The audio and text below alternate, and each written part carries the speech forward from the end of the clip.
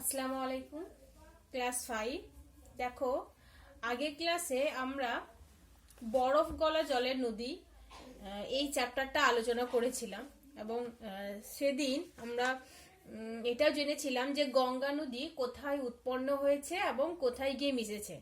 তারপর গঙ্গা নদীর গতিপথ যখন আমরা আলোচনা করছিলাম তখন বলেছিলাম যে গঙ্গা নদী যখন পশ্চিমবঙ্গে প্রবেশ করছে, পশ্চিমবঙ্গের মুর্শিদাবাদ জেলায় যখন ঢুকছে তখন দুটো ভাগ হয়ে যাচ্ছে। দুটো ভাগ, একটা হচ্ছে মানে দুটো ভাগের মধ্যে একটা হচ্ছে পদ্মা, যেটা বাংলাদেশের মধ্য দিয়ে চলে যাচ্ছে, যেটা হচ্ছে বেশি চওড়া, আর যে তার থেকে তুলনামূলকভাবে যে সরু যে ভাগটা, যে শাখাটা, সেটা পশ্চিমবঙ্গের ভেতর দিয়ে ভাগীরথী নাম নিয়ে পশ্চিমবঙ্গের ভেতর দিয়ে প্রবেশ করছে এবং ডায়মন্ড হারবার, হলদিয়া এসব পেরিয়ে আরো দক্ষিণে গিয়ে বঙ্গোপসাগরে মিলিত হচ্ছে, তাই তো? তো তাহলে দেখো, আমরা দেখতে পাচ্ছি যে গঙ্গা নদী উৎপন্ন হয়ে যখন পশ্চিম, ধরে নাও এখানে হচ্ছে এটা পশ্চিমবঙ্গ, এখানে পশ্চিমবঙ্গের কাছে ঢুকছে, প্রবেশ করে এদিকে বাংলাদেশে প্রবেশ করছে, এটার নাম হচ্ছে পদ্মা। আর একটা শাখা যেটা পশ্চিমবঙ্গের মধ্যে দিয়ে প্রবেশ করছে সেটার নাম হচ্ছে ভাগীরথী। ঠিক আছে, এটা এটা হচ্ছে ভাগীরথী।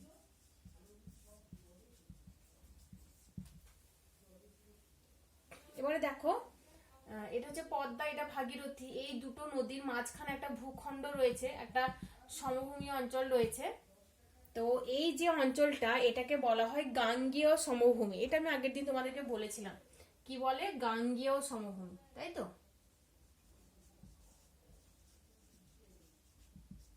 গাঙ্গেয় সমভূমি বলা হয়। আর এই অঞ্চল হচ্ছে খুবই উর্বর।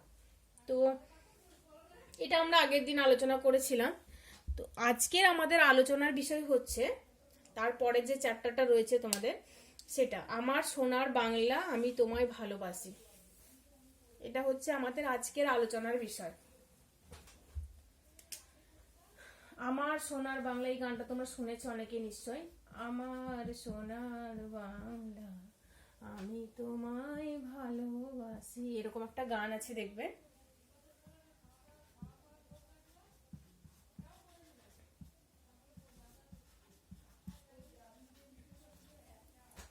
আমার সোনার বাংলা আমি তোমায় ভালোবাসি, এই গানটা বাংলাদেশের জাতীয় সঙ্গীত। তোমরা কি জানো? আমার সোনার বাংলা আমি তোমায় ভালোবাসি, এই গানটা হচ্ছে বাংলাদেশের জাতীয় সঙ্গীত। আমাদের জাতীয় সঙ্গীত কি বলতো? জনগণ মন অধিনায়ক জয় হয়, ওটা হচ্ছে আমাদের ভারতবর্ষের জাতীয় সঙ্গীত। ঠিক সেরকম বাংলাদেশের জাতীয় সঙ্গীত হচ্ছে আমার সোনার বাংলা আমি তোমায় ভালোবাসি, এই গানটি। তো আজকে আমাদের আলোচনার বিষয় আমার সোনার বাংলা আমি তোমায় ভালোবাসি, এই চ্যাপ্টারটা। ঠিক আছে, তো এটা কে লিখেছিলেন? এই গানটা লিখেছিলেন বিশ্বকবি রবীন্দ্রনাথ ঠাকুর, তাই তো? রবীন্দ্রনাথ ঠাকুর। রবীন্দ্রনাথ ঠাকুর কলকাতার জোড়াসাঁকোর ঠাকুর পরিবারে জন্মগ্রহণ করেন, এটা আমরা সবাই জানি। তো দেখো, এই যে পদ্মা এবং ভাগীরথী নদীর মাঝখানে যে ভূখণ্ড, যে উর্বর সমভূমি অঞ্চল, এই অঞ্চলের এখানে রয়েছে কলকাতা। এখানে এই সমভূমি অঞ্চলে কলকাতা, পশ্চিমবঙ্গের দিকে কলকাতা অবস্থান করছে, আর কলকাতা জোড়াসাঁকো ঠাকুর পরিবারে রবীন্দ্রনাথ ঠাকুর জন্মগ্রহণ করেছেন। ঠিক আছে, তারপরে এদিকে রয়েছে পশ্চিমবঙ্গ। তারপরে দেখো, পদ্মা নদী যেদিকে বয়ে গেছে সেখানে রয়েছে, মানে পদ্মা নদীর কাছেই রয়েছে বাংলাদেশ। আর বাংলাদেশের একটা জায়গার নাম হচ্ছে শিলাইদহ। কি নাম? শিলাইদহ। এগুলো মনে রাখবে, হ্যাঁ। এই শিলাইদহ হচ্ছে রবীন্দ্রনাথ ঠাকুরের বাবার জমিদারি ছিল। এই শিলাইদহতে কি ছিল? রবীন্দ্রনাথ ঠাকুরের বাবার জমিদারি। তো তারপরে তাকে, মানে রবীন্দ্রনাথ ঠাকুরকে সেই জমিদারি দেখার ভার দেওয়া হয়েছিল। তার বাবা তাকে ভার দিয়েছিলেন, মানে সেই জমিদারিটা দেখাশোনা করার, দেখভাল করার ভার তার বাবা তাকে দিয়েছিলেন। তো সেজন্যই, যেহেতু এখানে তাদের জমিদারি রয়েছে, সেজন্যই কলকাতা থেকে শিলাইদহ তাকে যাওয়া আসা করতে হতো। কাকে? রবীন্দ্রনাথ ঠাকুরকে যাওয়া আসা করতে হতো। তো এই যে একটা রাস্তা কলকাতা থেকে শিলাইদহ তিনি যাওয়া আসা করতেন, তখন তিনি বাংলাদেশের যে অপরূপ রূপ, সৌন্দর্য, এইসব দেখে তিনি মুগ্ধ হয়ে গেছিলেন। তো এইসব দেখে মুগ্ধ হয়ে তিনি এই গান লিখেছিলেন, আমার সোনার বাংলা আমি তোমায় ভালোবাসি। ঠিক আছে, তো এই গানটা লেখার আরো একটা পটভূমি রয়েছে, সেই পটভূমিটা আমি তোমাদেরকে বলবো একটু পরে। তার আগে এই গাঙ্গেয় সমভূমি অঞ্চলটা নিয়ে একটু বলে দিই। হ্যাঁ, দেখো, এই যে বললাম পদ্মা এবং ভাগীরথী মাঝখানের যে ভূখণ্ড, সেটাকে বলা হচ্ছে গাঙ্গেয় সমভূমি। আর এটাও আমি বললাম যে এখানকার মাটি খুবই উর্বর, এখানে উর্বর মাটির জন্য কৃষিকাজও খুব ভালো হয়। এবার আমাদেরকে জানতে হবে যে এই মাটি উর্বর কেন। উর্বর এই জন্যে কারণ এই যে গঙ্গা নদীর দুটি শাখা, দুটি ভাগে ভাগ হয়েছে, পদ্মা এবং ভাগীরথী। তো এই দুই নদী কি করছে, যখন বয়ে আসছে এই তার সঙ্গে অনেক প্রচুর পরিমাণে পলি বালি এসব বয়ে নিয়ে আসছে। ঠিক আছে, তো পলি বালি বয়ে নিয়ে এসে এই অঞ্চলে জমা হচ্ছে, পলি বালি জমা হয়ে হয়ে এই ভূখণ্ডটা মানে এই সমভূমি অঞ্চলটা গড়ে উঠছে। তো যেহেতু পদ্মা এবং ভাগীরথী এই দুই নদীর পলি বালি জমা হয়ে এই ভূখণ্ড মানে গাঙ্গেয় সমভূমি তৈরি হয়েছে, সেই জন্য এই গাঙ্গেয় সমভূমি খুবই উর্বর। ঠিক আছে, তো তোমাদের এরকম কোশ্চেন আসতে পারে যে গাঙ্গেয় সমভূমি উর্বর কেন। তো তখন তোমরা বলবে যে গাঙ্গেয় সমভূমি অঞ্চলটি পদ্মা এবং গঙ্গার দুটি শাখা, পদ্মা এবং ভাগীরথী নদীর পলি বয়ে বা পলি জমাটবদ্ধ হয়ে পলি জমের সৃষ্টি হয়েছে, তাই এই ভূখণ্ড খুবই উর্বর, বা তা এই গাঙ্গেয় সমভূমি খুবই উর্বর। ঠিক আছে, তো দেখো এই অঞ্চলটা যেহেতু খুবই উর্বর, সেই জন্য এই অঞ্চলটা কৃষিকাজের জন্য খুবই উপযোগী। উর্বর মাটিতে কৃষিকাজ ভালো হয়, তাই তো। আর এখানে দেখো নদী রয়েছে, তো নদী থেকে জল পাওয়ার সুবিধাও রয়েছে। তো সেই জলসেচের সুবিধার জন্য এবং উর্বর মাটির জন্য এখানে বিভিন্ন ধরনের ফসল ফলানো হয়, যেমন ধান, গম, যব, বিভিন্ন ধরনের ফল, তারপর আলু, শাকসবজি প্রচুর পরিমাণে চাষ করা হয় এখানে। ঠিক আছে, তো এই জন্যেই এই অঞ্চলটাকে বলা হচ্ছে সুজলা সুফলা শস্য শ্যামলা। যেহেতু প্রচুর পরিমাণে শাকসবজি ফসল চাষবাস হয়, সেজন্য এই অঞ্চলটাকে বলা হয় সুজলা সুফলা শস্য শ্যামলা। কিন্তু এই যে ভাগীরথী এবং পদ্মা নদীর একদম এই অঞ্চলটা হচ্ছে গাঙ্গেয় সমভূমি, তারপর একদম দক্ষিণে যেখানে বঙ্গোপসাগর রয়েছে, বঙ্গোপসাগরের কাছাকাছি যে অঞ্চল, সেই অঞ্চলটাকে বলা হয় সুন্দরবন। এটা আমরা আরো পরবর্তীকালে পরে যে চ্যাপ্টার রয়েছে সেখানে জানবো। তো এই যে সুন্দরবন, এই অঞ্চলে যেহেতু সমুদ্রের কাছাকাছি অবস্থিত, তো সমুদ্রের জল নোনা, তাই তো, তো সেই জন্যই সমুদ্রের কাছাকাছি অঞ্চল অবস্থিত মানে সুন্দরবনটা হচ্ছে লবণাক্ত। কিন্তু এই যে গাঙ্গেয় সমভূমি অঞ্চলটা, গাঙ্গেয় সমভূমি হচ্ছে খুবই উর্বর আর প্রচুর পরিমাণে শাকসবজি ফসল এসব চাষ হয়, তাই এই অঞ্চলটা হচ্ছে সুজলা সুফলা শস্য শ্যামলা।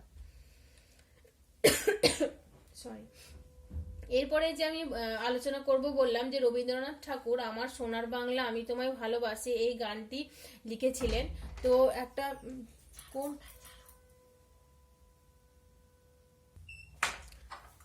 হ্যাঁ, এবার আমরা আলোচনা করব যে রবীন্দ্রনাথ ঠাকুর কোন পটভূমিকায় আমার সোনার বাংলা আমি তোমায় ভালোবাসি এই গানটি লিখেছিলেন।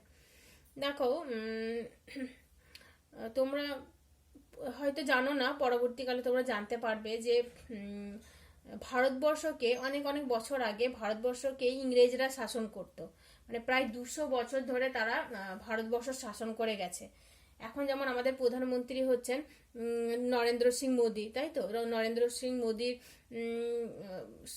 মানে শাসনে আমরা দেশ চালিত হচ্ছে, কিন্তু আগে অনেক বছর আগে কি হতো, ইংরেজরা ভারতকে শাসন করত, মানে ইংরেজদের অধীনে থেকে আমাদেরকে বাঁচতে হতো, ভারতবর্ষের মানুষকে ইংরেজদের অধীনে থেকে বাঁচতে হতো। ইংরেজ কারা বলতো?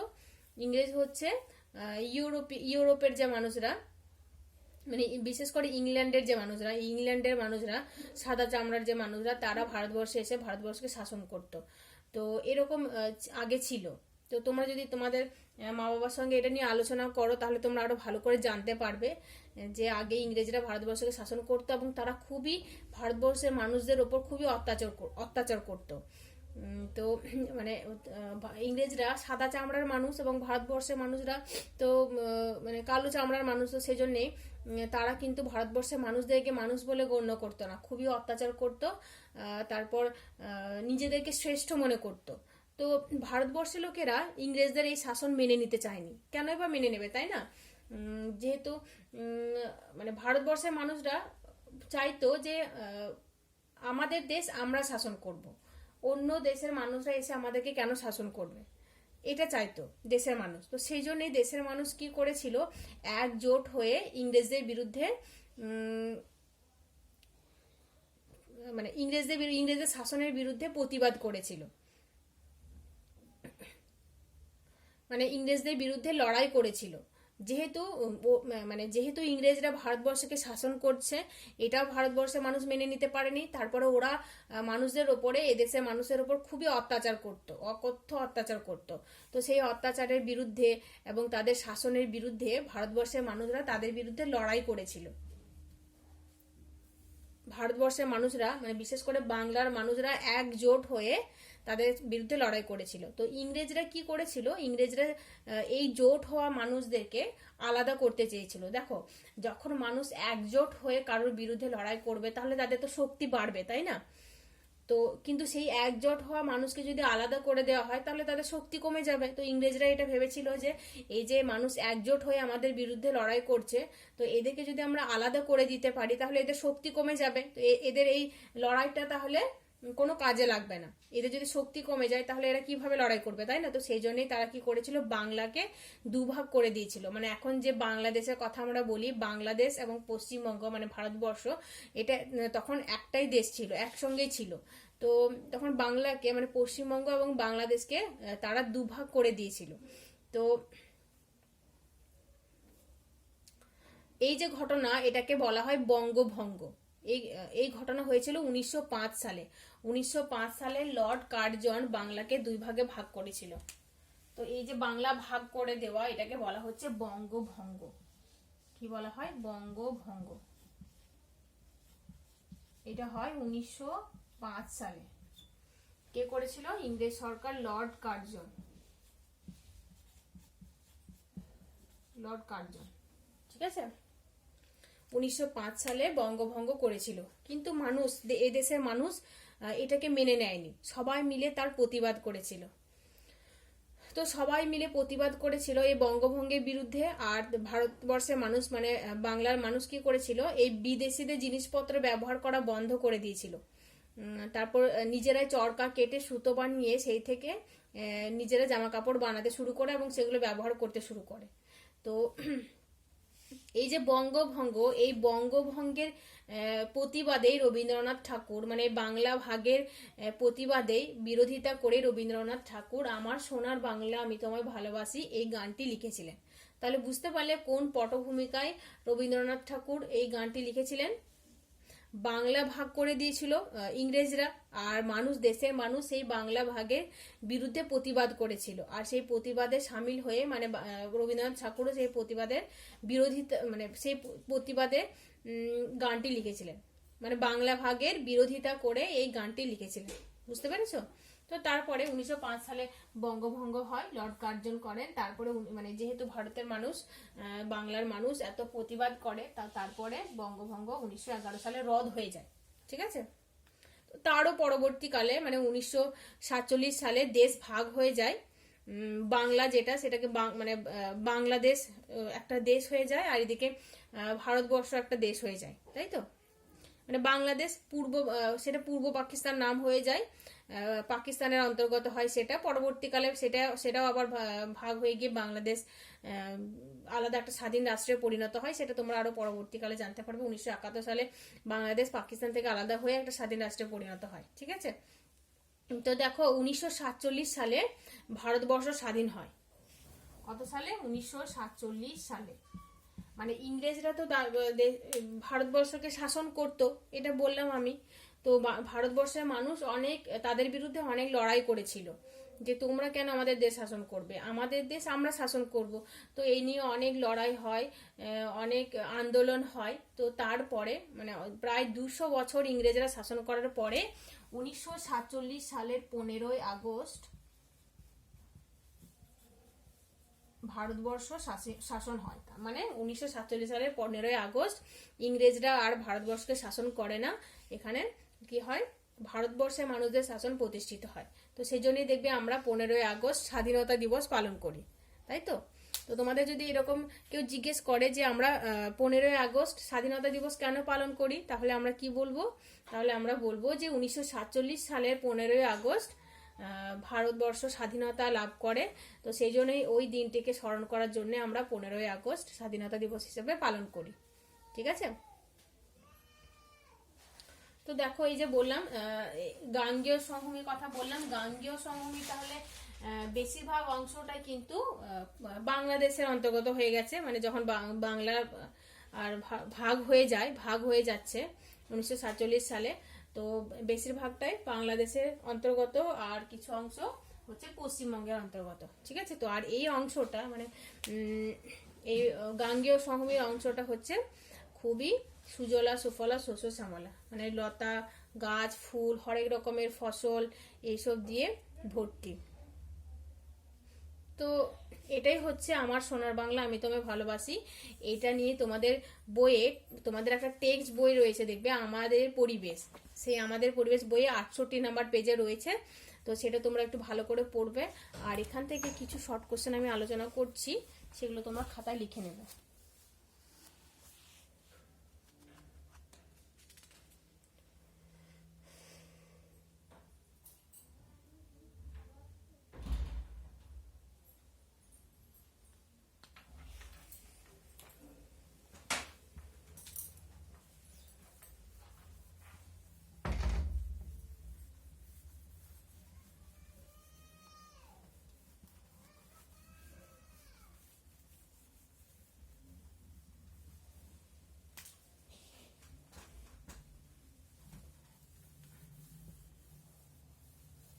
এই কোশ্চেনগুলো তোমরা লিখে নেবে। হ্যাঁ, ফার্স্ট কোশ্চেন দেখো, গাঙ্গেয় বদ্বীপ উর্বর কেন?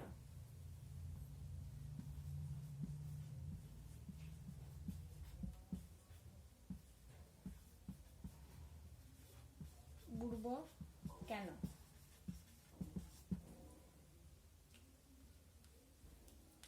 উত্তর হচ্ছে গাঙ্গেয় বদ্বীপ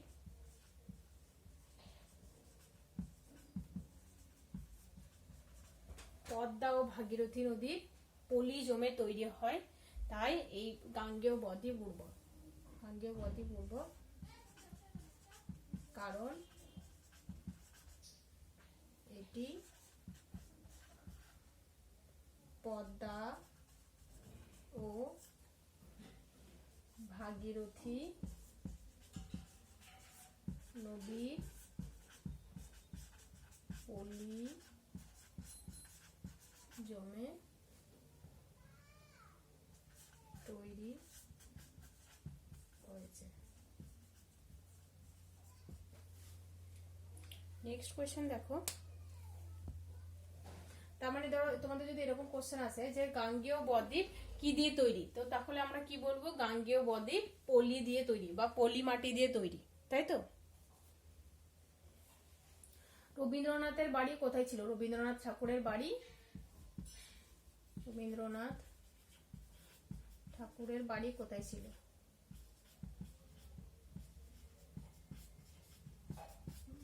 রবীন্দ্রনাথ ঠাকুরের বাড়ি ছিল কলকাতায়, তাই তো? কলকাতার জোড়াসাঁকোয়।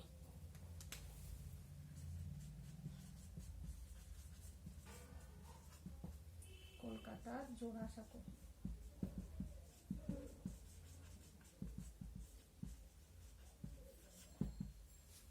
ঠিক আছে?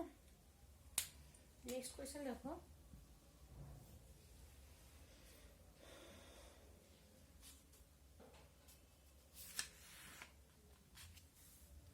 বঙ্গভঙ্গ কবে হয়েছিল?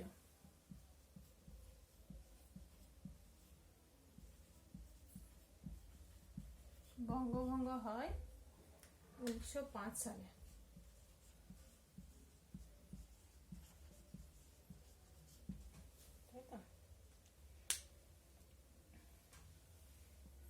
ভারতবর্ষ কবে স্বাধীন হয়? ভারতবর্ষ স্বাধীন হয় 1947 সালের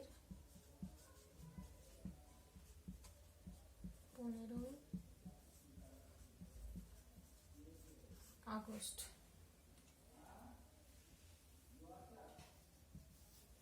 নেক্সট কোয়েশ্চেন দেখো,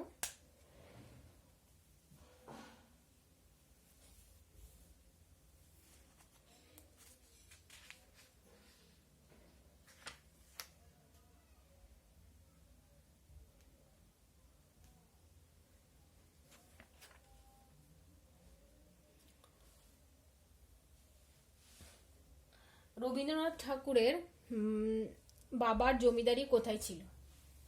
কোথায় ছিল? শিলাইদহতে, তাই তো? রবীন্দ্রনাথ ঠাকুরের বাবার জমিদারি ছিল শিলাইদহতে, তাই তো?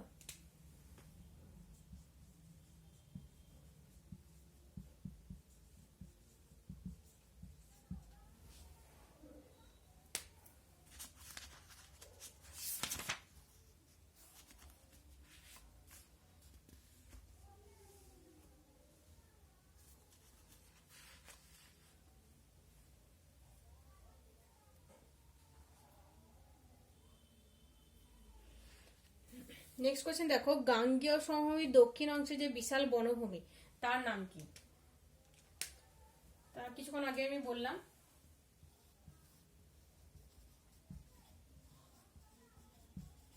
গাঙ্গেয় সমভূমির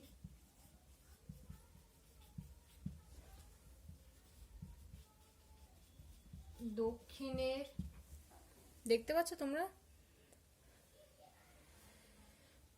দক্ষিণের বিশাল বনভূমির নাম।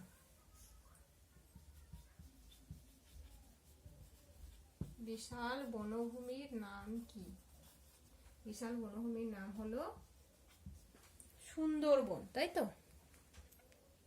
বিশাল বনভূমির নাম সুন্দরবন।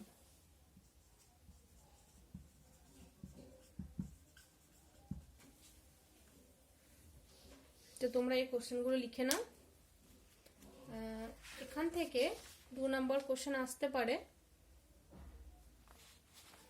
সেই কোশ্চেনগুলো লিখে নাও। তোমাদের বইয়ে রয়েছে, তোমাদের স্কুল থেকে যে বইটা দেওয়া হয়েছিল আমার শিক্ষক পরিবেশ, সেই বইয়ে দেখো 2 নম্বর কোশ্চেন দেওয়া রয়েছে তোমাদের 101 নম্বর পেজ থেকে, 100 আর 101 নম্বর পেজ থেকে। তো সেই বইয়ে 2 নম্বর কোশ্চেন রয়েছে। দেখো, যে কোশ্চেনগুলো বলছি সেই কোশ্চেনগুলো দাগ দিয়ে নাও আর সেইগুলো পড়বে, ঠিক আছে? দেখো, ফার্স্ট কোশ্চেন হচ্ছে, দেখো, বঙ্গভঙ্গের প্রতিবাদ মানুষ কিভাবে করেছিল? ওই যে বললাম, জামা কাপড়, মানে তাদের বিদেশি জামা কাপড় ব্যবহার করা বন্ধ করে দিয়েছিল, চরকা কেটে সুতো বানিয়ে তারা জামা কাপড় তৈরি করে পরতে শুরু করেছিল, এসব করেছিল। তো বঙ্গভঙ্গের প্রতিবাদ মানুষ কিভাবে করেছিল, স্কুল থেকে যে বইটা দেওয়া হয়েছে 100 নম্বর পেজে দেওয়া আছে 2 নম্বর কোশ্চেনটা, সেটা তোমরা করবে। নেক্সট কোয়েশ্চেন দেখো রয়েছে, নিত্যবহ নদী কাকে বলে বা টিকা লেখো, এটা রয়েছে, এটা আমি আগের দিন করতে বলেছি, এটা তোমরা করবে। নেক্সট কোয়েশ্চেন হচ্ছে, কিভাবে গাঙ্গেয় সমভূমি তৈরি হয়েছে? তো ওটা দাগ দিয়ে নাও, ওটা করবে। কিভাবে গাঙ্গেয় সমভূমি তৈরি হয়েছে? ওই যে বললাম গাঙ্গেয় সমভূমি যে পদ্মা ও ভাগীরথী নদীর পলি জমে তৈরি হয়েছে, তো এটা একটু ভালো করে দেওয়া রয়েছে, এখান থেকে পড়বে। নেক্সট কোয়েশ্চেন রয়েছে, দেখো, বদ্বীপ কাকে বলে? এই যে পলি জমে জমে নদীর, মানে সমুদ্রের কাছাকাছি অঞ্চলে পলি জমে জমে মাত্রাহীন বয়ের মতো একটা ভূমিরূপ তৈরি হচ্ছে বা সমভূমি তৈরি হচ্ছে, সেটাকে বলা হচ্ছে বদ্বীপ। তো বদ্বীপ কাকে বলে, এটা করবে।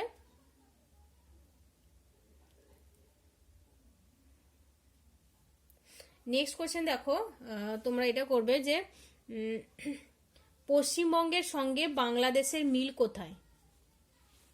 ঠিক আছে?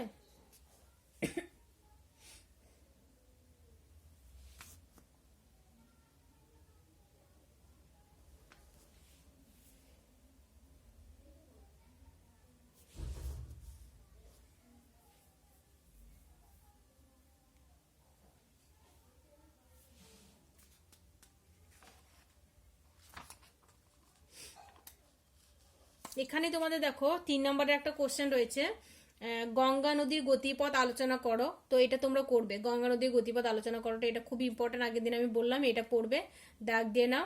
আর নিত্যবহ নদী কিভাবে তৈরি হয় এটাও দাগ দিয়ে নাও, এটাও তোমরা পড়বে, ঠিক আছে। তো আজকে যেগুলো বললাম সেগুলো তোমরা দাগ দিয়ে নাও। বঙ্গভঙ্গের প্রতিবাদ মানুষ কিভাবে করেছিল এটা করবে।